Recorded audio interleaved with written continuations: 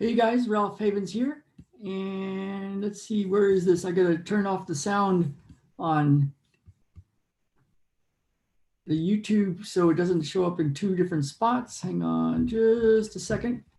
Got something really cool for you today. So years ago, I had a coach. I had my first official coach, and I was not making any money. We were right in the process of sleeping outside for a year and blowing through lots of money and trying to figure our way through life and how to do my work again in the world. I knew I could do my healing work at a distance. I mean, over the internet, with people from all over the world. But I had been doing it in person in San Diego. But now we were up in the Pacific Northwest, and my wife Jen and I were like, we need a coach. We need to know who can do this. And so I actually Googled business coaches for distance healers. And I found a bunch of people and I interviewed a bunch. And I got one, Kathy Wilkie, and she's from New York City. And she told me, Ralph, you got to raise your rates. And I'm like, what? I can't raise my rates. I don't hardly have anybody. I had a couple of people in town in person here in Bellingham, but very few people every once in a while over the internet. And so I thought, well, I want her. I'm going to pay her some money, a bunch of money, and thousands of dollars, and I got to know how to reach the people that could use my help. And so I did that, and something really miraculous happened. Within an hour, I got 3 new people at my new rate. And then one thing happened when I got my second coach. I've been getting coaches ever since. This is about 6 years ago. This started of me getting help like this. And this coach also said, Ralph, you got to raise your rates. And I'm like, what? And one of the things that I thought I was doing the best I could do, and I was, to help people heal. But I found that when I started raising my rates, I started giving them a lot more value. I found more ways to help. But that's not what I'm going to talk about right now. What happened next was quite interesting. So because it's the most business issues are not business issues. They're not like how to do something. They're not like how to figure out the website or how to do a Facebook Live or a YouTube Live or to go talk in front of people or to do a sales call. It's not that stuff. It's not that how to do that stuff. Of course, it's the inner stuff. It's the anguish. It's the fear. It's the anxiety. It's the stuff that causes different things in different people. Some people, it's procrastination. I just worked with somebody yesterday who was procrastinating, and it had taken 3 months to do one video. Today she said that she didn't have any more of that procrastination. We did one session yesterday, and she's doing her video today, and without any of the fear. And so the ways it can show up are procrastination. It can show up as perfectionism. I had another guy that just wanted to get his product perfect before he released it. And it's like, just release it and start to like have an iterative process. Just start to make it better and better. Start helping people. Tony Robbins was not even through his training, and he left and went across the street to the restaurant and started helping people heal. And the teachers got so upset, and he said, but people need our help. And so, yeah, you can get better, and you can get better along the way, but start helping. But some stuff that gets in the way is self inner game stuff, the procrastination, the perfectionism, not wanting to release it till it's perfect, the shiny object syndrome, which is kind of like always looking for the next book to read or the next course to do, and going through the whole course but never implementing anything in the course, just doing a lot of like learning but not a lot of doing. And what is that all about? What is that all about? And what I found is it's about the fear. It's about the anxiety. It's about the stuff of being thought that maybe you're not all that and you're an imposter. It's the deep inner angst that gets in the way. And so I had just raised my rate again. This is years ago, and I was on a call with a guy from Canada, and he was a business guy, and he did all sorts of stuff in a couple of different countries. And I told him my thing, and I had my new price, and I told it to him, and he was like, in a second, he said, "Okay, I'm in," and I signed him up, and we started with sessions. But when I got off the phone, you would have thought I would have been excited, feel good. Didn't I do a good job? what it felt like an elephant. It sat, a little baby elephant, and put its paw on my chest. It hurt so bad. And it's like, what is that about? A guy just paid me more money than anybody had ever paid me before. And I felt pain in my chest, like real pain. And but now I had a way to fix whatever that was. So what happens a lot of times is based on the past, stuff happens in the past. And this is what I want you to really get, how it's connected, so you can see how to fix it up. And I'm going to show you how to do this. And if you do it, it can make a big difference in your business, in your life, in your relationships, in everything. And because this deep inner stuff is the stuff that's the most important to heal in order to do what you want to do in life. And entrepreneurs are a special breed. Many people don't ever bump into this stuff. They do their 9-to-5 job. They, just wait for the weekend. They wait for till they're 65 so they can take bus tours and just look at the sights like that. It's like entrepreneurs are different, but because of that, we push into our own inner angst. Because when you go to put your stuff out in the world, it can hurt. It can hurt. And when you go to ask people for money in order to help them, it can hurt some more. And you're like, what is that? And when they pay you, it can be like, oh, what are they paying me that for? So what happens is when we're growing up, for whatever reason, stuff that happens in the past, we get a feeling. If somebody hurts you in the past, it hurts. If somebody betrays you, if somebody causes something that makes you really sad, heart sadness feels like somebody's putting pressure on your chest.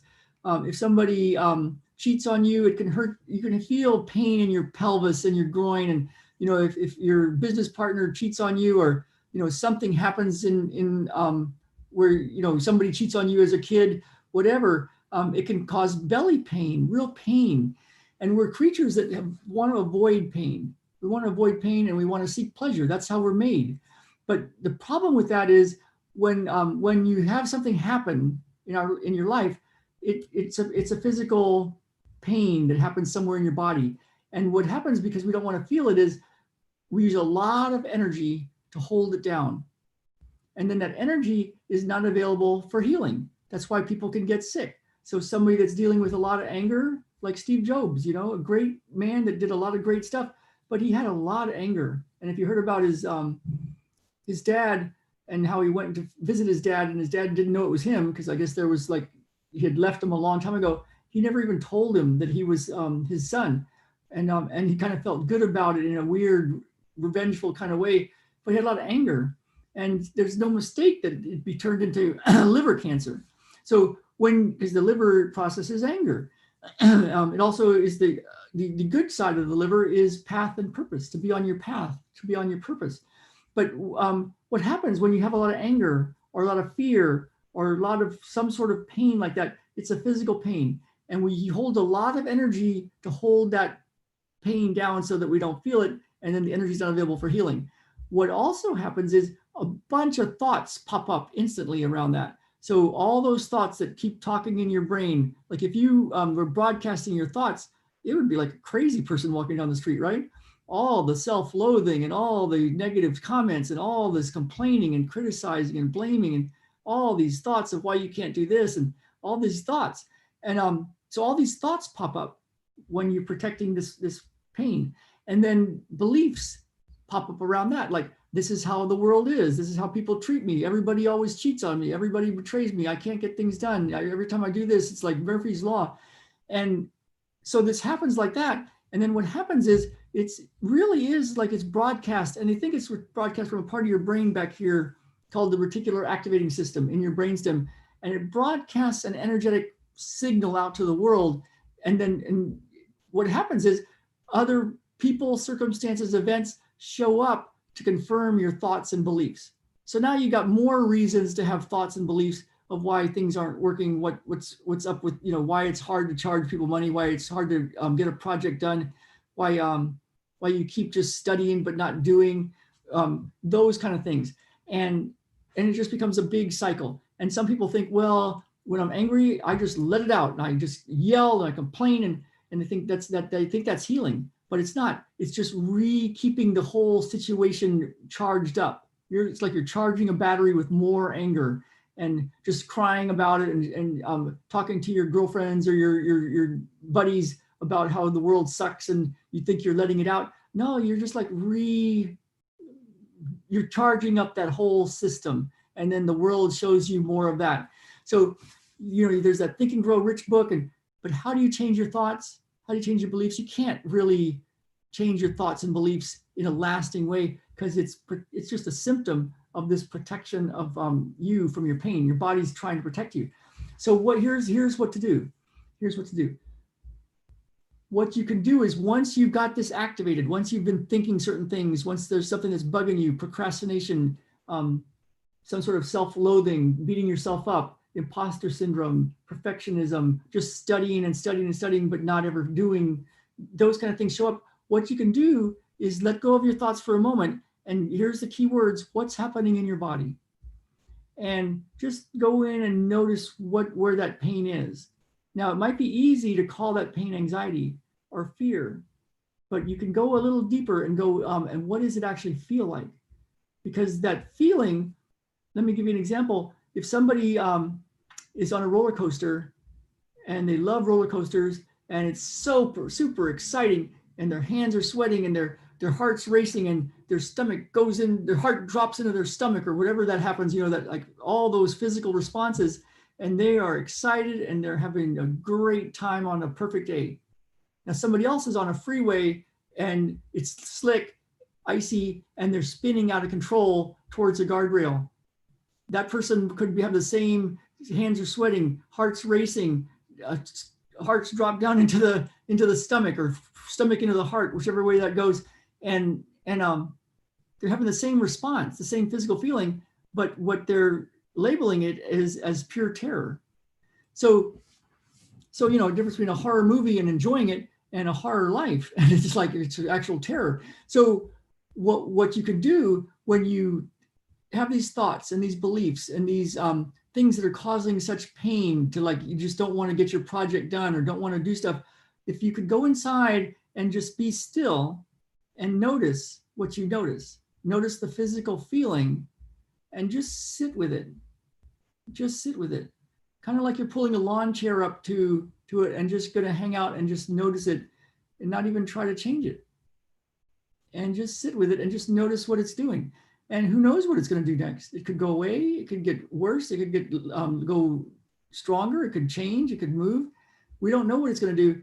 And that's the cool part. You could just keep interested in what it's doing right now.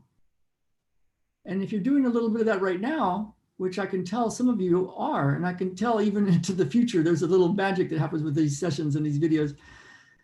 If you can sit with that without any agenda and just be with it, at some point, it's done being felt. It's done being felt.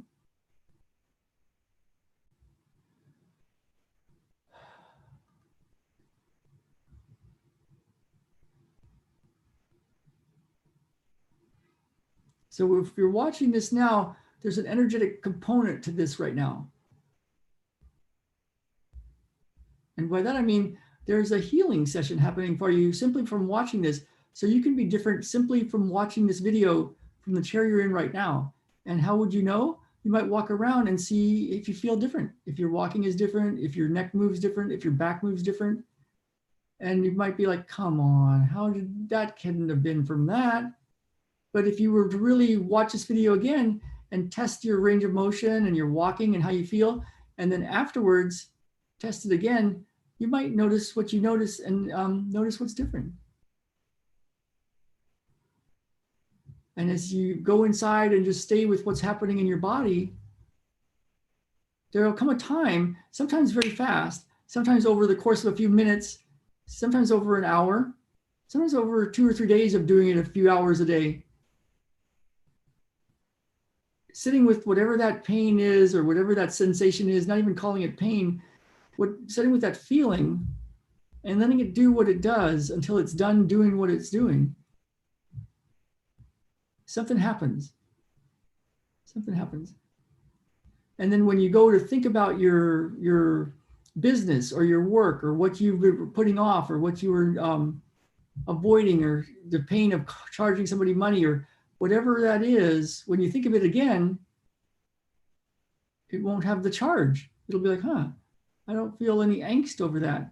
And then what's cool is a lot of wonderful stuff starts to come into your life. Wonderful thoughts, wonderful beliefs, and the world starts to show up to match that.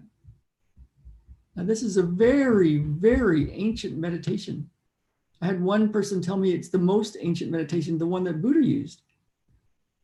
It's in those spiritual books, the holy books. Be still and know that I am God.